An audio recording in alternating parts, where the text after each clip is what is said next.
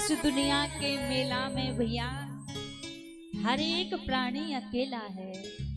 तोता दुनिया के मेला में अकेला हो, अचक कोनु खेला हो जाइए। चलते फिरते उठते जागते बैठते किस समय किस पल उस प्रभु का बुलावा आ जाए ये किसी को पता नहीं है। कब क्या हो जाए, हर क्षण हर पल बस उसको याद करते रहना चाहिए, स्मरण करते रहना चाहिए। और प्रभु का भजन करने में ही इस मानव जीवन की सार्थकता है, इस मानव जीवन की सफलता है। मानव के तन को प्राप्त करके हम खूब माया में भागें, तो भगवान को याद ना करें, प्रभु को ना पुकारें, तो जीवन तो वैसे बेकार है। इसका कोई मतलब नहीं है इस जीवन का। जिस जीवन में राम नहीं वो जीवन किसी काम का नहीं है। तो पहली चीज है मानव की देह है मनुष्यतम, ये केवल मात्र भगवान की कृपा से हमें प्राप्त होती है। और दूसरी चीज कही मुमुक्षुतम। मुमुक्षुतम का अर्थ होता है संसार से मुक्त होने की इच्छा हमारे मन में आ जाए। आज हम मंदिर जाते हैं ना, भगवान के सामने जाते हैं, तो भगवान के सामने जाकर क्या कहते हैं? कोई ना कोई परेशानी घर की, परिवार की, बच्चों की बातें हम जाके भगवान से कहते हैं प्रभु ऐसा हो जाए, प्रभु ऐसा हो जाए। लेकिन कभी जब प्रभु के सामने आप खड़े हो और मन में ऐसी कभी बात आई कि प्रभु अब तो बहुत संसार की माया में भाग लिया है, बहुत संसार के बोझ को उठा लिया है, अब तो ऐसी कृपा करो इस संसार से मुक्त होकर ये मन आपके चरणों में लग जाए। ऐसा कभी भाव आया मन में?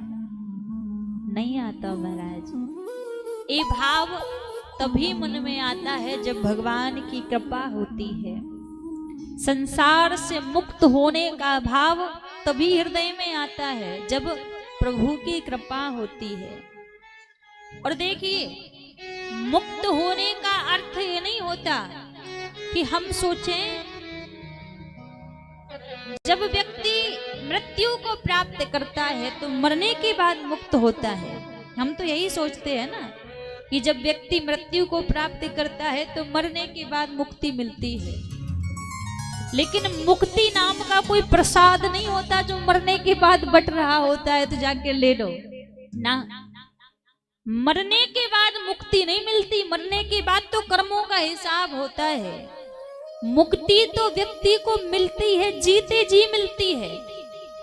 कई बार व्यक्ति प्राण छोड़ देता है, शरीर त्याग देता है, पर मुक्त नहीं हो पाता संसार की कामनाओं से। मरते मरते भी उसको लगा रहता है कि मुझे ये मिल जाए, मुझे ऐसी वस्तु मिल जाए, ये चीजें मुझे मिल जाए, तो वो मर गया फिर भी मुक्त नहीं हुआ। तो मुक्ति जीते जी मिलती है। जिस समय आपने अपने मन की इच्छाओं को दबा दिया, जिस समय मन की इच्छाओं का आपने अंत कर दिया, उसी दिन आप संसार से मुक्त हो गए। मन की कामनाओं का दमन ही मुक्ति है। जिस दिन मन की कामनाओं को हमने संसार की तरह जो भाग रही हैं इधर उधर, उन कामनाओं का हमने दमन कर दिया, उसी दिन हम संसार से मुक्त हो जाते हैं।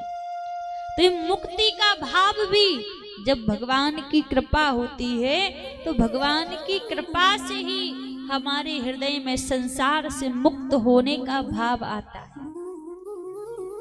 फिर तीसरी चीज महापुरुष त्रे संश्रया,